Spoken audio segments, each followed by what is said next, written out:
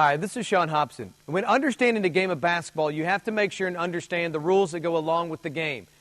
That's going to keep you in the game longer, and it's going to keep your team on the winning edge when you're not committing problems that are going to affect your team down the stretch. So, what we want to talk about now is one of the most commonly occurring situations that happen in a basketball game, and that is a foul.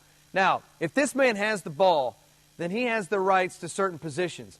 And this man, as a defender, cannot violate his space as an offensive player. So a couple of different defensive fouls. One is called a reach-in.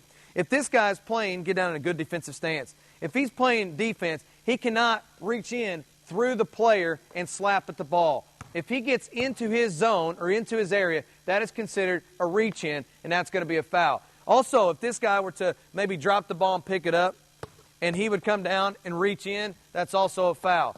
Any type of slapping down motion is going to be called a foul. So if you're standing with the ball and he comes down and slaps, most of the time, even if he gets to the ball, he's going to have to come through his hand to get to the ball. So any slapping motion is usually going to be called a foul. And the other most obvious defensive foul is when he's shooting a shot, this guy is not allowed to touch any part of his body. So go ahead and defend it. If he comes through and he brings down and tries to block the shot and he hits his arm, or if he gets his body into the player, that's all going to be called a foul. So the main thing to remember is you got to keep your hands off the player. You can't check them. You can't put your hands on them. And you can't reach in on the play, or you're going to be called for a defensive foul.